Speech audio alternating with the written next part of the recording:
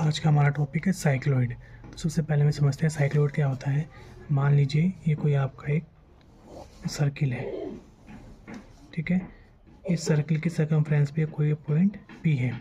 अब इसको आपने इस सर्किल को आपने एक सरल रेखीय दिशा में गतिमान किया है, तो घूमते घूमते इसका ये वाला पॉइंट आपका यहाँ पर आ गया, ये पॉइंट आपका P यहाँ पर आ गया।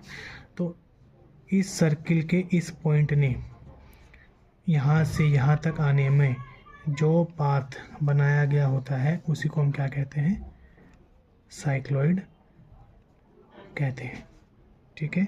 यानी कि curve generated by A point P on the circumference of the circle when it is moved towards in a straight direction is called cycloid. Cycloid curve बनाने के लिए हमें वृत्त का जो व्यास दे रखा है वो 60 mm दे रखा है, तो 60 mm वृत्त का व्यास लेके हम एक वृत्त बनाएंगे और उसके 8 या 12 बराबर भाग करेंगे। तो ये हमने एक सर्किल बना दिया और उसके हमने 8 इक्वल पार्ट कर दिए, जिसको नाम दे दिया हमने 1 2 3 4 5 6 7 और 8। अब हमने यहाँ पे इसकी परिधि की कैलकुलेशन करी और परिधि कैलकुलेशन करने के बाद ये आपकी 19 सेंटीमीटर आई। अब आपका जो सर्कम अब हम इस O पॉइंट से, ये जो आपकी परिधि की लंबाई आई है 19 सेंटीमीटर, यहाँ से 19 सेंटीमीटर पे एक दूसरा पॉइंट लगाएंगे जिसको हम नाम देंगे O डैश। अब उस O डैश को इस O लाइन से हम मिला देंगे और उसके बाद उस O डैश पॉइंट से सेम साइज का सर्किल बना के उसके भी हम 8 इक्वल पार्ट यहाँ पर शो कर देंगे। इस तरह से इस O से O डैश तक हमने परिधि के बराबर लंबाई लेके सेम साइज का सर्किल बना के और इसके भी 8 पार्ट हमने शो कर दिए।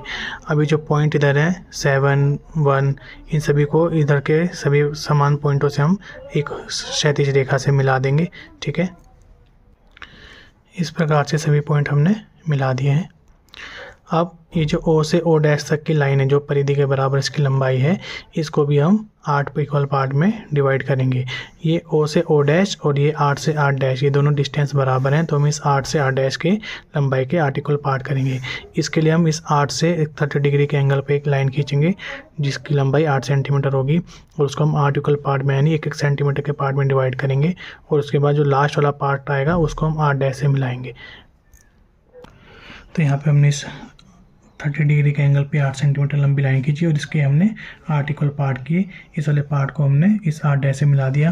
अब उसके बाद हम इस लाइन पे इस स्केल को रखेंगे या रोलर स्केल की मदद से। अब हम इसको पीछे की तरफ रोल करेंगे और इस पॉइंट पे लेके आएंगे और यहाँ से एक लाइन खींचेंगे, फिर सेम एज इट इज़ इसी के पैरेलल, यहाँ से ये वाली लाइन इसी के पैरेलल फिर पीछे चलेंगे, यहाँ से ये वाली लाइन फिर से पीछे चलेंगे, लाइन फिर से पीछे चलेंगे, ये लाइन फिर पीछे चलेंगे, ये वाली लाइन फिर से पीछे चलेंगे, ये वाली लाइन।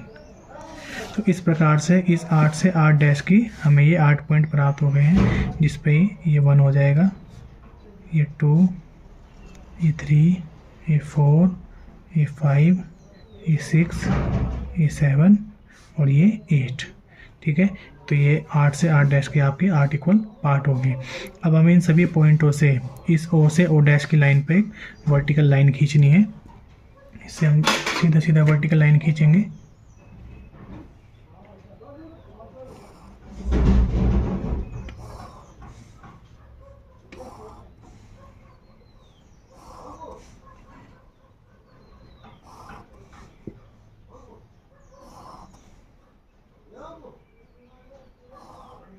ठीक है, और इन सभी को नाम दे देंगे।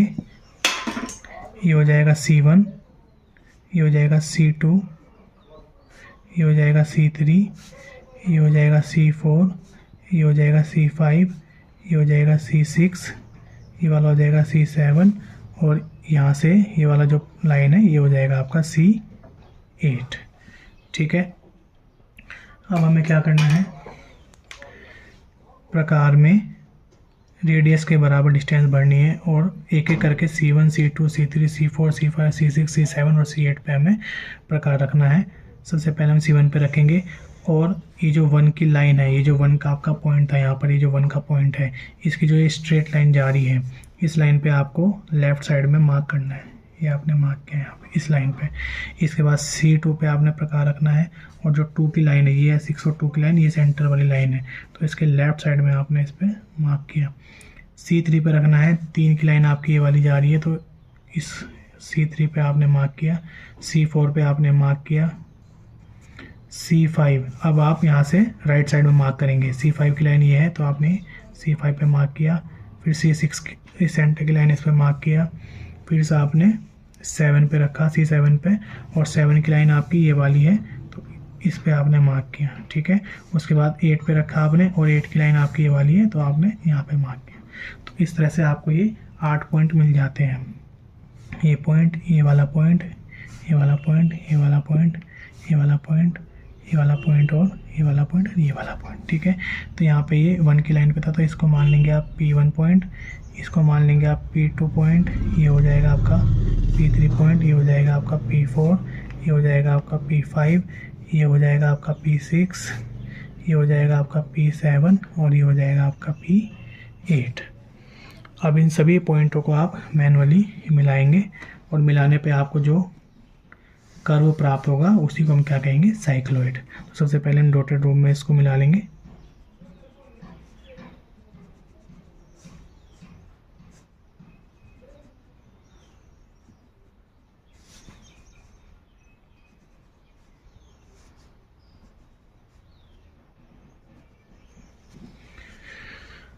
उसके बाद अब आप इसको डार्क कर देंगे।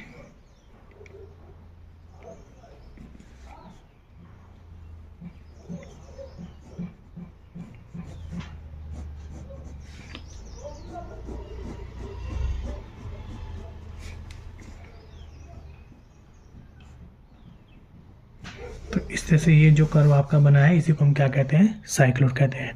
आई होप आपको ये वीडियो अच्छी लगी होगी और समझ में आई होगी। तो इस